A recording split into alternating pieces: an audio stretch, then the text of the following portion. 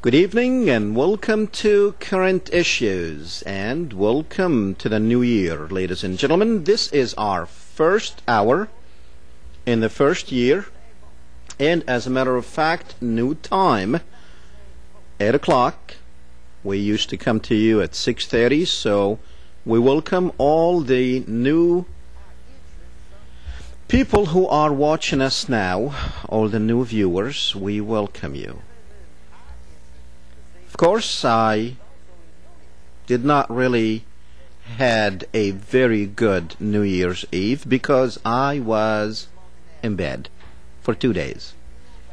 I'm sure a lot of people had similar experiences, but probably was well worth it because I had the flu and I could not even move, and it's so hard when you get tired just from laying down and you can't get up. Horrible. Anyhow, ladies and gentlemen, well, tonight we will be speaking about Benazir Bhutto. You probably have not heard of her before tonight.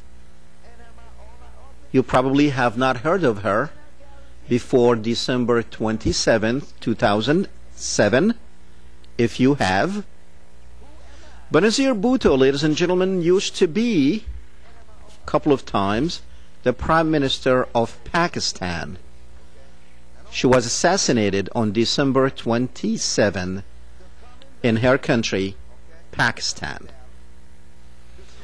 Now, you will see how the killing of one person will actually affect and influence world events more than the killings of 1 million people in Iraq. That's how the world works. Doesn't matter how many dies, it matters who dies. Because after all, remember, First World War started with the killing of one person. Well, Israel is happy about the new year. The Jewish Telegraph Agency says that Israel's 2008 plans to upgrade U.S. ties, So Israel wants to upgrade its ties with the United States. I'm not really sure upgrade them to what. I mean, they are way on top. They have the platinum.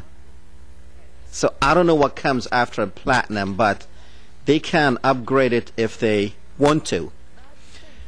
Well, ladies and gentlemen, as I said, we will be speaking about Benazir Bhutto and try to figure out exactly what happened.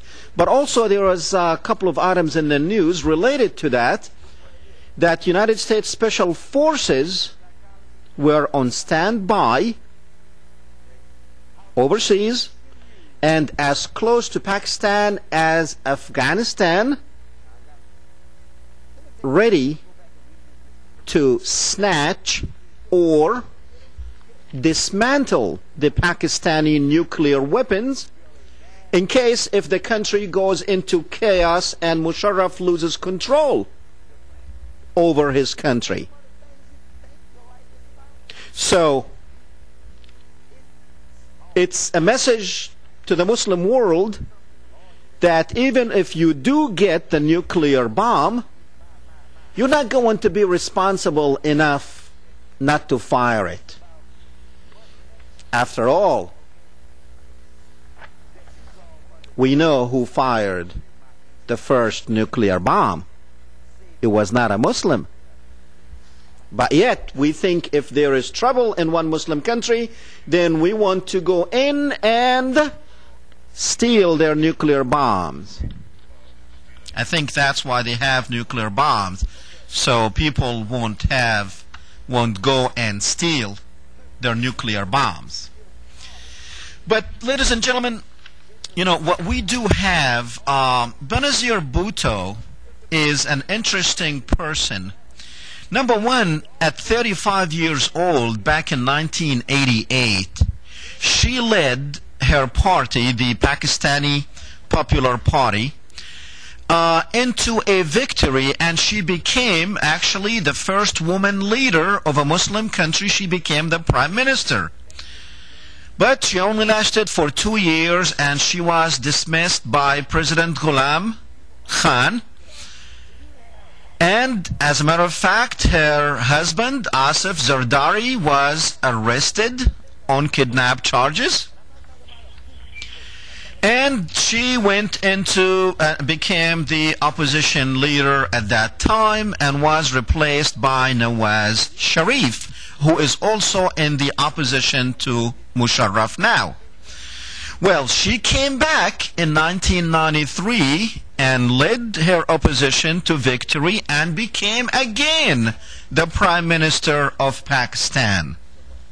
And again, she did not last long enough because she made probably a mistake, or maybe she did not, that she had appointed her husband, the industrialist Asif Zardari, as some sort of the investment minister for investments, for outside and overseas investments. And as a matter of fact, at one time, he probably still, they call him the Mr. 10%, because he was skimming 10% off of the top. That's what they say. And so he was jailed. She was very much self-exiled into the United Arab Emirates. And her husband spent 8 years in jail and left back in 2004. So as you can see, she led a very controversial life until last year, when the call came from the White House. We want to make you a leader of Pakistan again, our dear lady. We want to make you famous again, and we want you to bring democracy to your people, because we are the fathers of democracy. We are the country that we have so much democracy that we want to export it to other countries, and we can find no one else but you, Miss Bhutto. So Miss Bhutto, she swallows the the pill, and she started campaigning. We're not going to go through all that, but in the middle of this campaigning, she gets assassinated.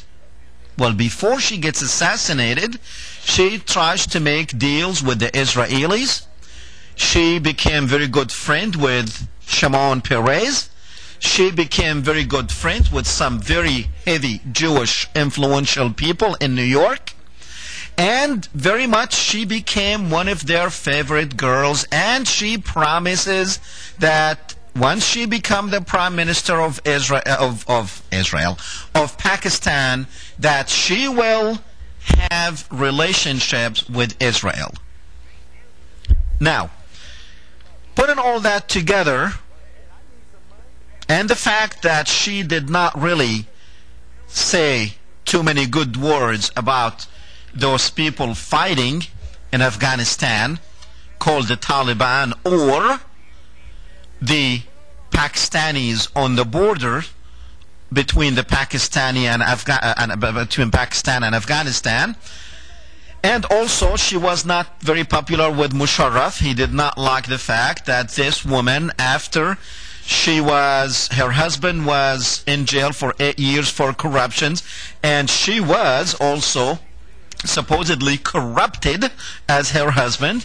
So he did not like the fact that she was being imposed on his regime to come and share power with him.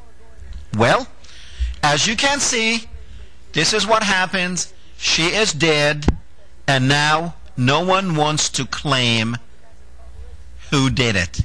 Al-Qaeda doesn't claim they did it. Musharaff doesn't claim they did it. The Israelis don't claim they did it. The American says don't blame us.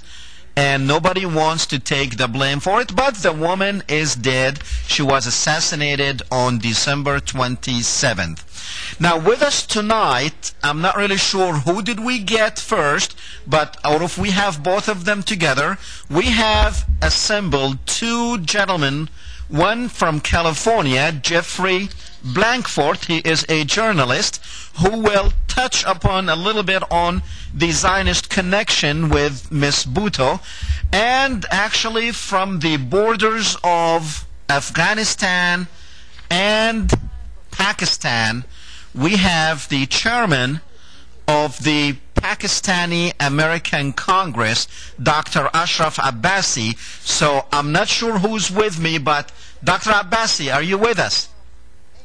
Yes, sir. Good morning, Dr. Tillawi. Good morning, Doctor, and I really appreciate you getting up so early to speak with us about this.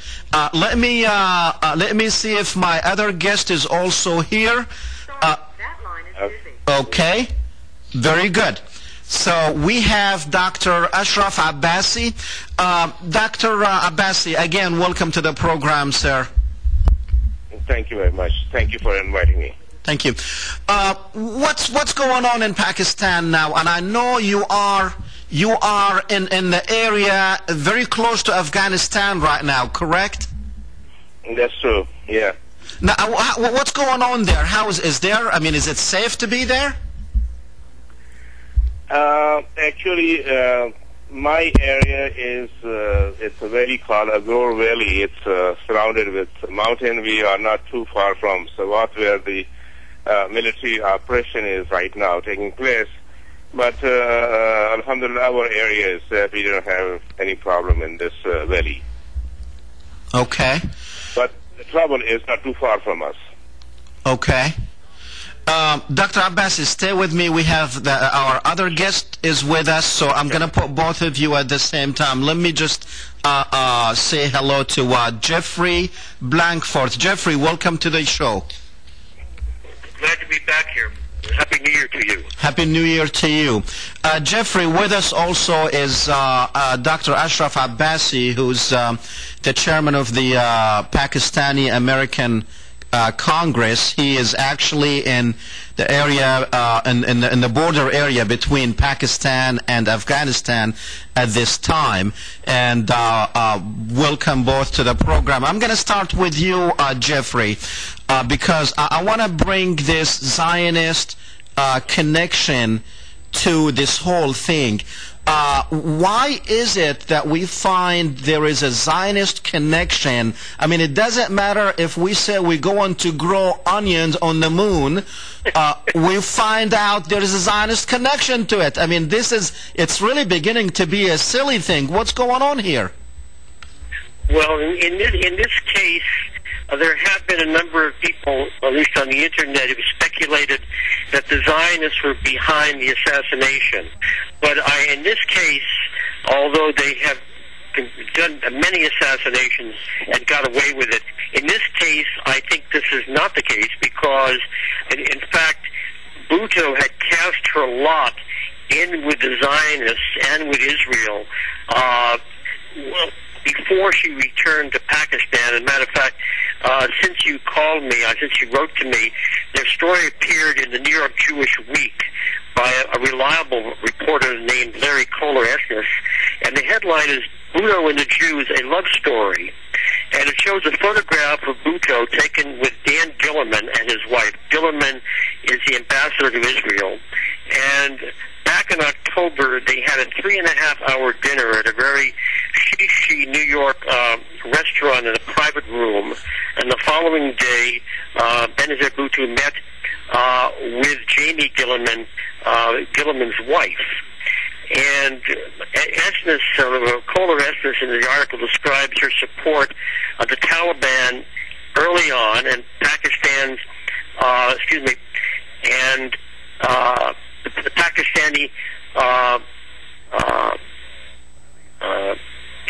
for the support of the Taliban. But despite this, the Israelis, not only the Israelis, but the American Zionists embraced her. She was using Tom Lantos' office for holding phone press conferences before she returned to Pakistan.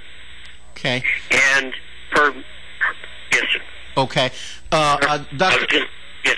Yeah, Dr. Abbassi, Yes, sir. how is Benazir Bhutto? I mean, do people know any of these stories in Pakistan about her connections with the Israelis and with the Jewish, I don't know, lobby or whatever, influential people in New York? Do they know this in Pakistan? No, actually, they don't. And some people in the intellectual circle, even if they know, they don't want to believe. Because Bhuttoism is a sort of religion in Pakistan. Benazir Bhutto's father, when he created Pakistan People's Party, which is also known as the PPP, he was a very charismatic person, and his followers were known as Jialas. You know, I mean, there are people that they're going to sacrifice their life for Bhutto, whatever he says, and they will not question his decisions, you know. Okay. So it was not like a democratic system or democratic party. It was more like a cult, you know. So the people, the followers were they're totally, you know, blindfolded, you know, they don't care what's happening around. So same thing, the country that right now with the same, you know, situation, the entire country is in a state of mourning. You know, 3 days mourning was declared by the government of Pakistan, and 40 days mourning is declared by, you know, Benazir Bhutto's party. You know, and all these newspaper and the TV channels, they are, you know, playing her life and, you know, the glamorous life that she was at Oxford and she was at Harvard, and you know, how, you know, great speaker she was, and how great, you know, supporter of democracy and human rights, you know, she was. So all these good things are told to the people right now in the newspaper, in the electronic media and television. And the other thing, a little bit, I think I'll get it, that this is, in, you know, Islamic point of view. They said that when somebody dies, you always tell good things about that person, not bad things. So maybe because of this religious fervor, even the critics of Bhutto, they are not criticizing her right now. Everybody is saying, you know, a lot of good things to people, to the media. Now you are in the area right now on the border between Afghanistan and Pakistan, and Miss Bhutto had some very harsh words to say about that area. How is the atmosphere in those areas? Is it sad? Are they happy to see her gone? Actually, I came to Pakistan on the 14th of December, and I think it was 2 days or 3 days earlier than my arrival here. She visited that area, Bhutto. And one thing that, you know, I will admire about her, that she was a very courageous lady, because, you know, the government and her party, and, you know, she was in Houston not very long ago. I had invited her to Houston, and you know, I knew her personally. She knew me, and also I knew some people in her party, you know, higher ranks. And I didn't speak to her coming in Pakistan because I was here with my wife. She is sick, and my mother, you know, to attend my mother.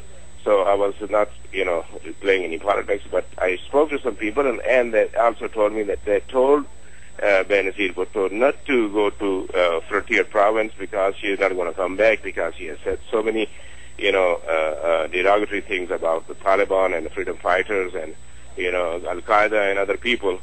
But she said she was reluctant. She said no, she got to go no matter what happens. And she did visit, and she received you know, very warm welcome in Peshawar, and there were very big processions. She, you know, rally, she took it out and then she addressed. So nothing happened, you know.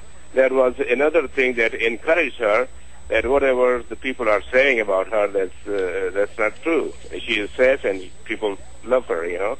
Okay. And I think this gentleman who is now accused of killing her, this Hadayatullah Masood, and he himself, he gave a statement during this time, he said that he has nothing to do, no, conflict with Benazir, and she should mind her own business, and she should not, blame me that I'm going to be, staging any attack on her or something.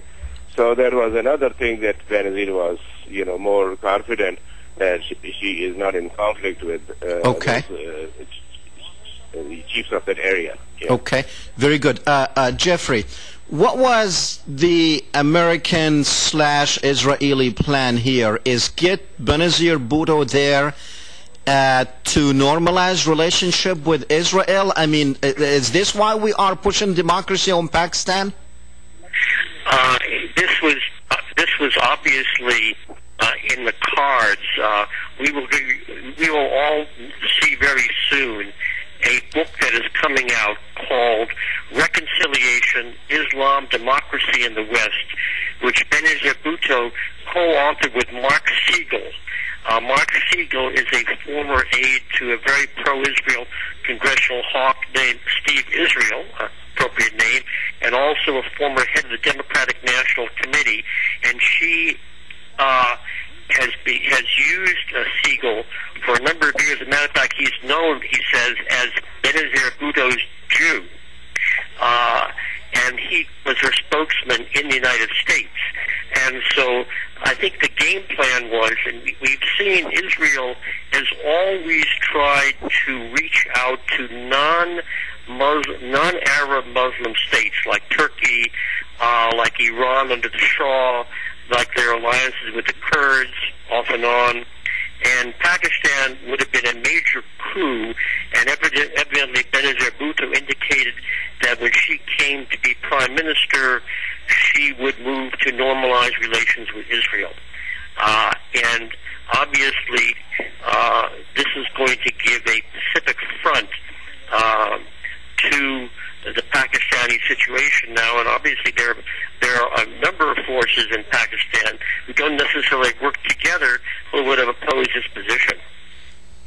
Okay, and so can we say that she was not really killed because of the democracy changes with Musharaff, but probably for this major change in policy in the whole state, which is the relationship with Israel, is actually what killed her?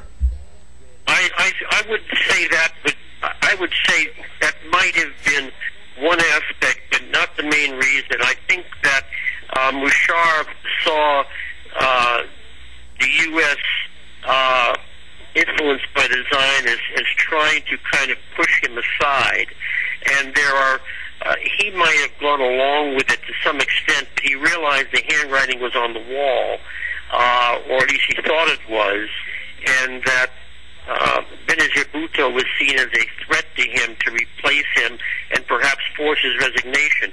She had already made, obviously, some deals to go back while not demanding the restoration of the Supreme Court that he had ousted, and also the fact that she was not going to be prosecuted for the corruption cases. So, but that apparently wasn't enough, and I think there were a multitude of threats. I'm sure forces within the government, within the ISA, loyal to the Taliban or working with the Taliban, would also have objected to her coming there on a matter of principle.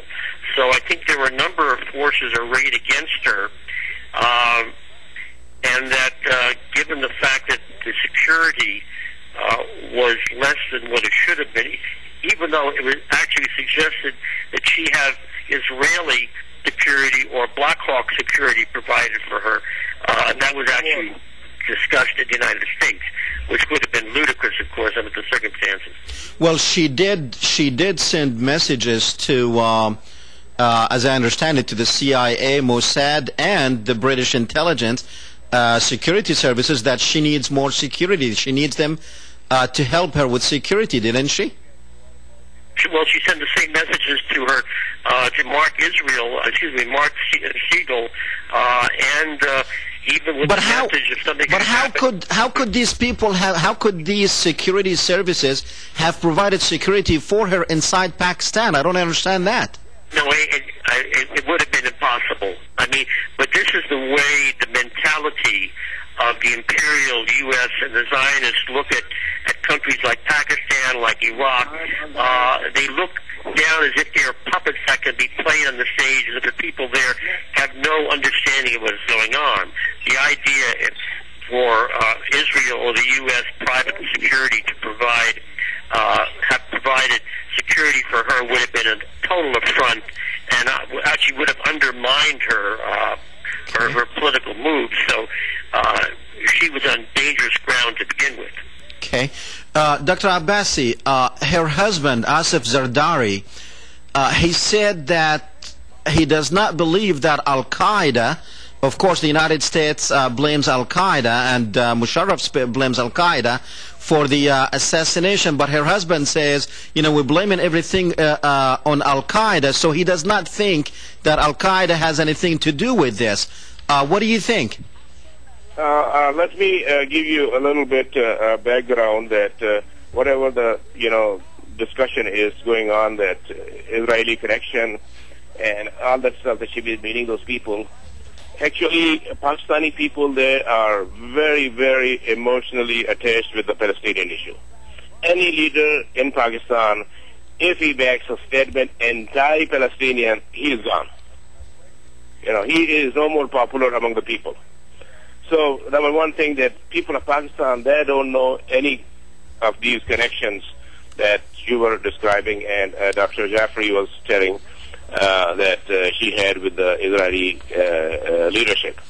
Number two, her father, he was a very, very staunch supporter of Palestinian cause, and late Yasser Arafat, he visited his house, his personal house in Of course, I do remember, yes. I do remember that. So they have very good.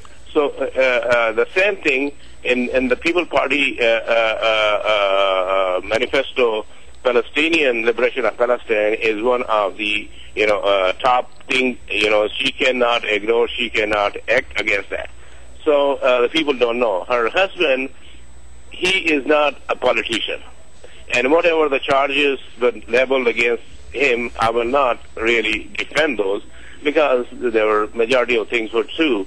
And Benazir was personally very sincere, very kind and very simple person. He was very humble, down to earth. But her husband really brought her a bad reputation and a lot of grief, and she suffered tremendously because of this man. But Dr. Abbassi, she named him to be the leader of the party after it was in her will. I'm telling you that this party or other parties that they are trying to bring democracy into Pakistan.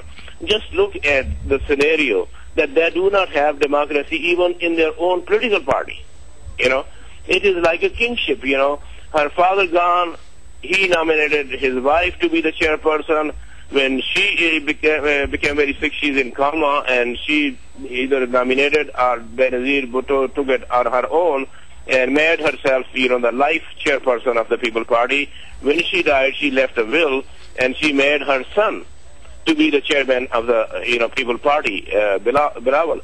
And now her husband, he took it over on his own as the co-chairperson, because the son he is minor, and he is going to college somewhere in Oxford in London, and he thought that this is the best opportunity and best excuse that the chairman is not old enough, experienced enough. He is, getting his education, and till he finishes education, this guy is going to be running the show. And right from the first day, there's, people don't like him, and he doesn't have that charisma of Bhutto family, and he gave his son half Bhutto name, and this is Bilawal, Bhutto, and then Zardari.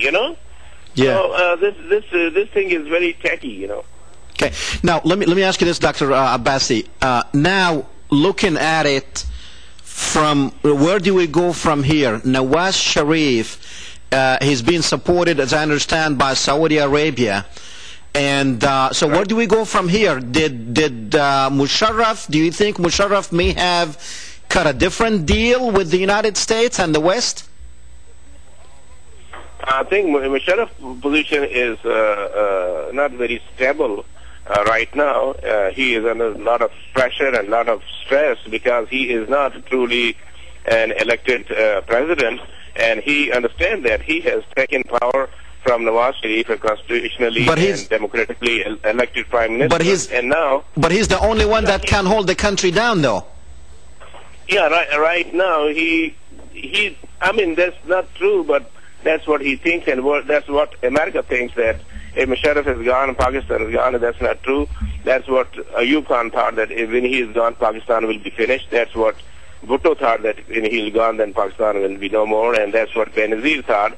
This country has very stable roots, and the people are, very strong people, and they have survived through many tests and trials and, tough times, and I think they will survive without Musharaff and without Benazir and without any leader. There are people, there are very good leaders, especially in our young generation, and eventually they will get a chance to lead the country, and I think this country will see its excellence, and it will go forward. Okay.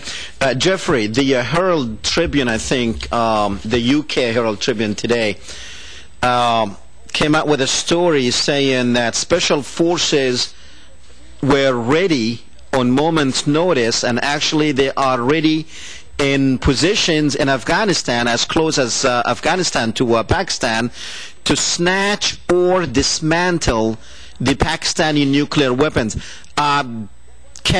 Do you think we have the manpower or the technical know-how to go in and do such a thing? And what will happen if we do that?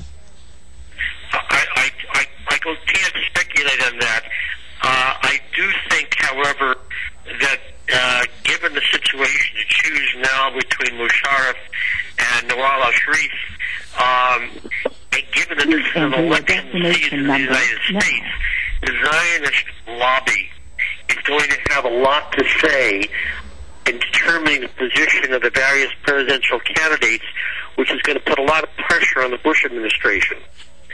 There also was a story just the other day of the U.S. ready to send troops into Pakistan, into northern areas to confront the insurgents or the Taliban, which the Pakistan army has not been able to do.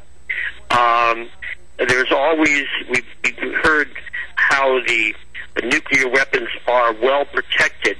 I think the United States going in to try and take the nuclear weapons of special forces would be something less than a U.S. attack on Iran, but it would certainly cause an emergence of a new issue in the region, the outcome which can't be predicted. At the moment, there's a game going on with Saudi Arabia, in which the Zionist lobby has gotten at least 253 members of Congress to oppose selling major strategic arms to the Saudis. Reuters had a story on this. It's been downplayed, but you remember the U.S. was going to sell $20 billion worth of arms to the Saudis, which was a big gift to the U.S. arms industry. But the Zionist lobby, which can trump that arms industry when it wants to, has managed to keep that deal from going through at the moment. So if we have the Saudis supporting Nawaz Sharif, it makes it even much more complicated, the decision that the Bush administration is going to make, given the fact that it's going to have pressure from the Zionists not to support him and not to support anyone supported by the Saudis. Now, in terms of the nuclear weapons, that is something that the Israel lobby, the Zionist lobby, will be talking about, because they are very much concerned with Pakistan having that weapon at this point in time. So it's difficult to speculate what's going to happen. There may be, I haven't seen the story in the Herald Tribune, but if the U.S. does attempt to capture the nuclear weapons from Pakistan, it's going to cause a major escalation. Well, I mean, if that happens, Pakistan, I believe. If that happens, then what Samuel Huntington said in his Clash of Civilization might be seen in the Muslim world as coming true, because Pakistan is the only Muslim country to have a nuclear weapon. And if that is being controlled by the West, then definitely this is an attack. It's going to be seen not just only on Pakistan, but on the whole Muslim world. And then we will be in a much bigger mess. Dr. Abbassi, what do you think?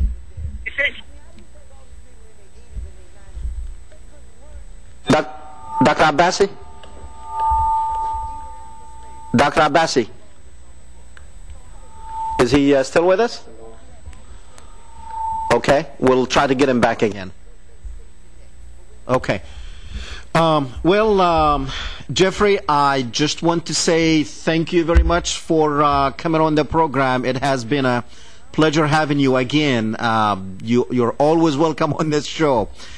Thanks again, sir. You as well. You're welcome. Thank you. Take care. Thanks. Bye-bye. Okay, Liberty. Yes. You're on. All right, Dr. Tillawi. Yes. Happy New Year and speedy recovery. Oh, I'm getting there. You're getting there. Well, this is a topic of which I feel great anger and disgust. Okay. And specifically that no one steps up to accept responsibility. My take on it is, where was MI6? Where was our special ops, or even Blackwater Agent Mossad for her protection? And additionally, Dr. Rice, John Nagerpoint, and W signed her death warrant. Okay. I'm not shocked that she was assassinated. I am disgusted. At the same time, ISI and Musharaff, at least she took a stand for something. Well, and for me, that, I grieve for her children that they lost a mom. Yeah. Being pro-Constitution, pro-democracy. At least she died for something that is very, very valuable to all of us. Thank you very much. Thank you very much for the call. Thank you. Keep up the good work. Thanks. Thank you. All right, Barker. Hey. Hey. Hello. You're on. Yeah. Do you have... Hello. Yes, you're on. Okay, tell him I said his audio volume is bad. Can't understand that. You probably, you need to turn your TV down a little. Okay, hold on, let's turn. Okay, hurry up. We don't have a lot of time. Okay, we ain't got a lot of time. Okay. I can mute it. I said, tell him his volume on his audio is real bad. On who? On how you call it, the speaker on how you call it. Okay, well, now you are. That's all you want to say? Yeah. Thank you very much. Freedom. Yes, Dr. Tillawi. Welcome to the program. I want to say Happy New Year's to you, and I also want to say this, that I am deeply suspicious of what is going on right here because of the fact, look, her father Ali Bhutto was hanged by General Zia back in 1979 after the coup. Correct. Now, she was prime minister 2 years in a row. Her husband was called Mr. 10%. Exactly. And the right-wing media here was saying that she apparently stole a lot of money from Pakistan, and she had supposedly put it in Swiss bank accounts. Some people estimated $2 billion that she stole. And now, and by the way, there is a constitutional amendment that says that she could not run to become a prime minister again for Pakistan. But the whole thing was this: since she supposedly hadn't served out her full term, George Bush and Condoleezza Rice went back to Musharaff and apparently said that, hey, for the sake of democratization, we would like Benazir Bhutto to run again. Now, let me ask you a question. Some people are saying that this may have been a false flag operation in order to for the U.S. to take more of a role in Pakistan, especially in Waziristan, where bin Laden is supposed to be hiding. Okay. Do you think, why would Condoleezza Rice lean on Benazir Bhutto to go back to Pakistan and run, and not provide, not force Musharaff to provide the security which she was needed. Okay. Do you believe? Tell you what, hold on a second. I have Dr. Ashraff Abbassi back with us. Okay. Dr. Ashraff. Yes, sir. Now, do you think, I mean, could Benazir's death, could it provide an opportunity for the United States to play a much bigger role in Waziristan? Definitely, that's what it is. I think previously President Musharaff, whatever he was doing and cooperating with the United States, but he was absolutely hesitant and reluctant and totally against any direct oppression by the U.S. forces in Pakistan. But right now, since his own position is so vulnerable, and I think that he would allow such operations, and he will most probably he will claim that it is the Pakistani forces, but that's going to be actually the U.S. forces. The U.S. forces, that's what? Operating in those areas in Waziristan and other areas where they're seeing that suspected Al-Qaeda leaders are Osama bin Laden hiding. So you think now they are operating there? That's what that American intelligence is telling them. They are still regrouping and operating in the areas. And that is Pakistani areas, of course, right? Correct? Yes, sir. Okay, may I ask you a question? Yeah, go ahead, Freedom. Since General Musharaff and his group of military men in Pakistan have received $10 billion from the United States, do you think that this could have been a false flag operation in order to get us more involved in Pakistan, in order to supposedly stop bin Laden and his boys from gaining control of the government? Okay. Did you hear the question, Doctor? No, that is, if you can repeat it, I'll appreciate it, because I can hear that. Okay. What he said, could it be that Musharaff himself wants United States help in actually dealing with the tribal areas? Not really. I mean, he has been doing things not on time, but after time, after he has created a situation like the burning and massive destruction in Pakistan after the death of Benazir, and now after 3 days deploying the army and the rangers to control these riots. He could have done the very first day, but he did not do it on purpose, because he wanted to create a situation so he can postpone the election, or maybe possibly he may impose the emergency again.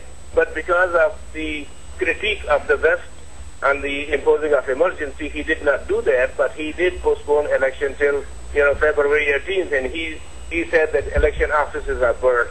Now, Pakistani Election Commission has a database and they have a backup. So if the office is burned, doesn't mean the data is burned. No, the data is at the central location in Islamabad, not in the villages and the cities.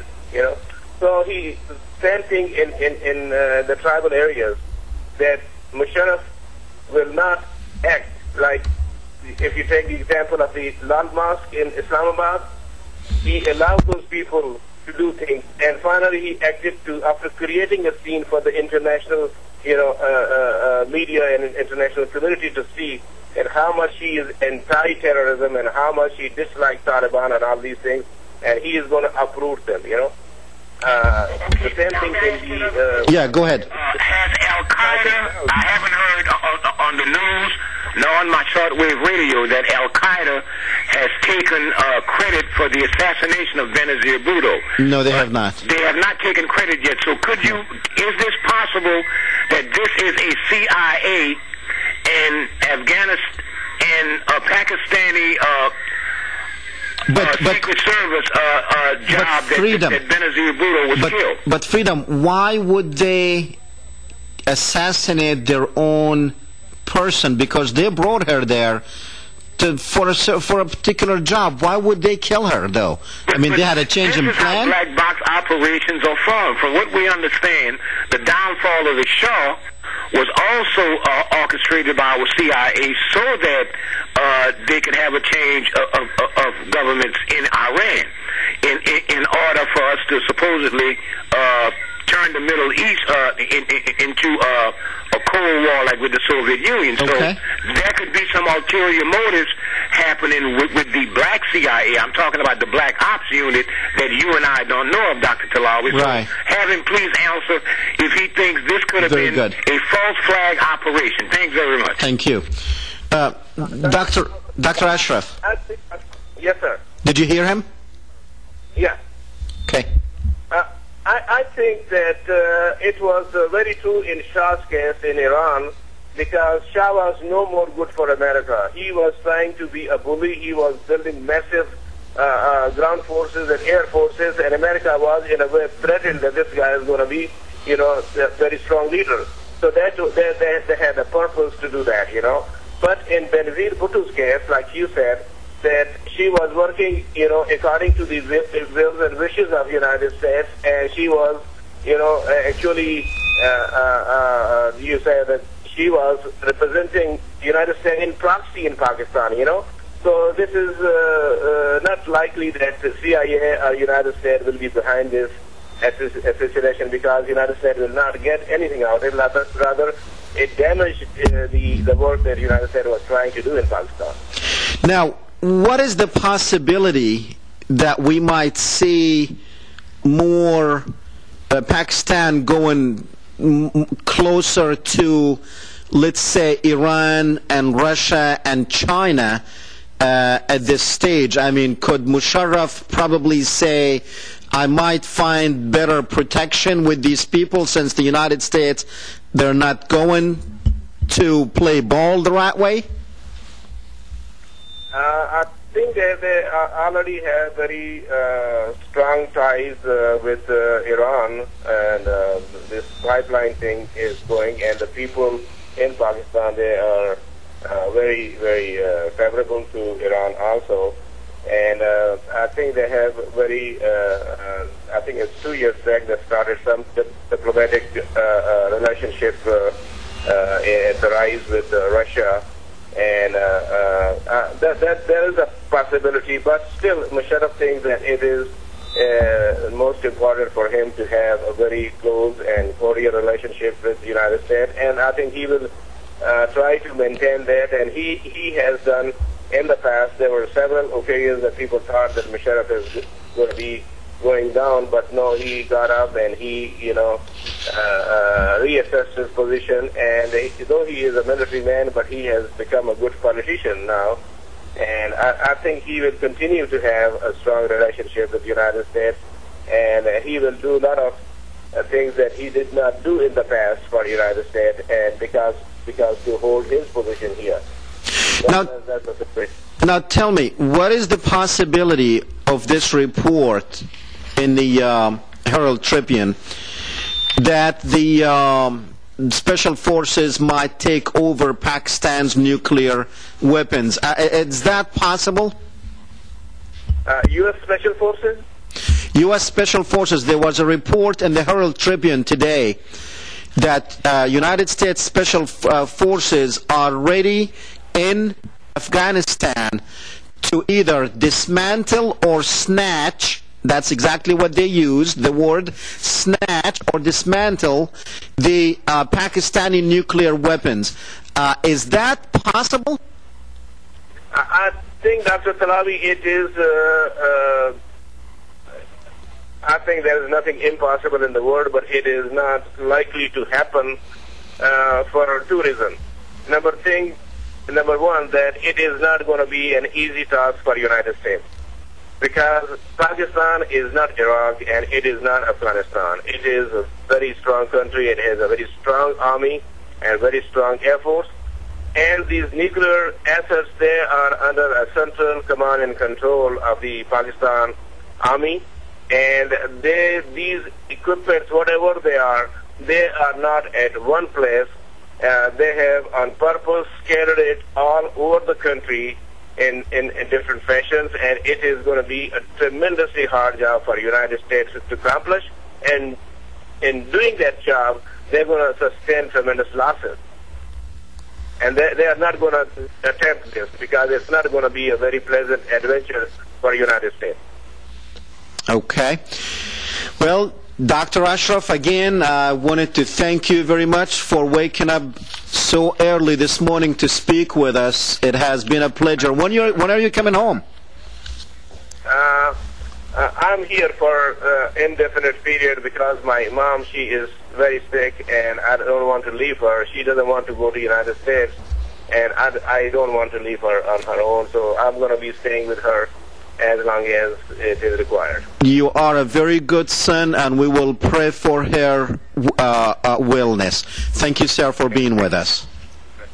Not bad. Thank you. Okay, ladies and gentlemen. Well, this is what makes the world go around. You never know who's planning what and what is being planned by whom. And when you think you know the answer, think again, because in the world of politics and government, what you see is not what you get. It's completely the opposite.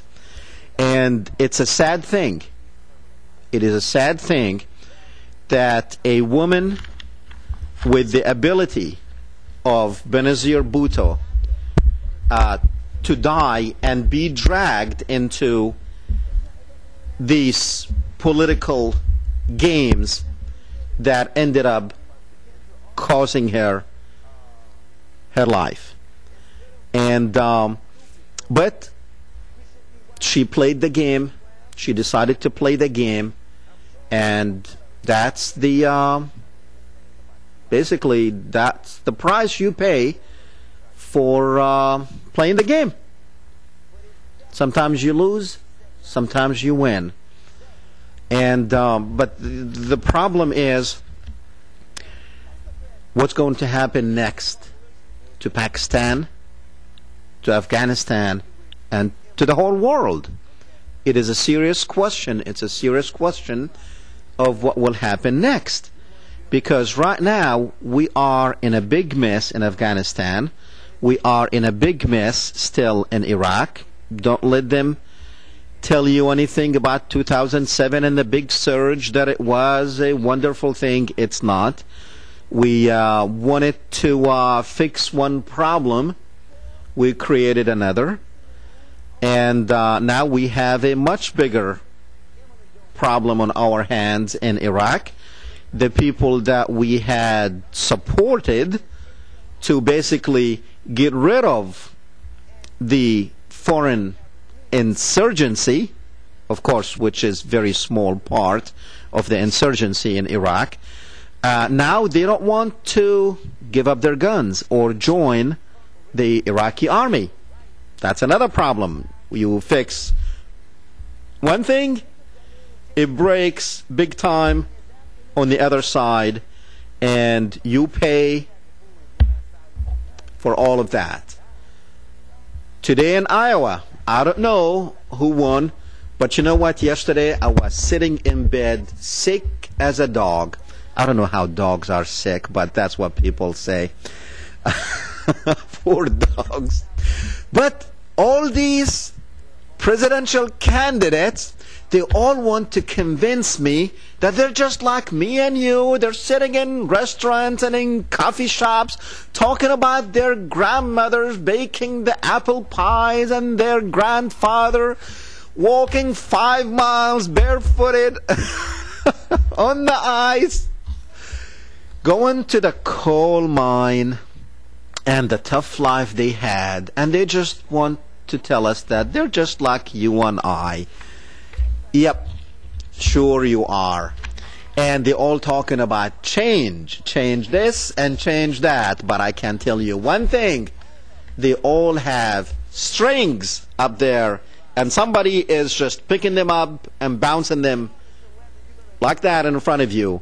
And then you're going to choose the one that bounces better, and he will be the next president or Presidente of the United States. So, ladies and gentlemen, I like this 8 o'clock thing. I think we will have fun. And in the next year, we're going to have a lot of fun on this show. So we'll see if we can change the atmosphere around here. Good night. See you next Thursday, 8 o'clock. Opinions expressed in the previous program are solely those of the segment's producer and do not in any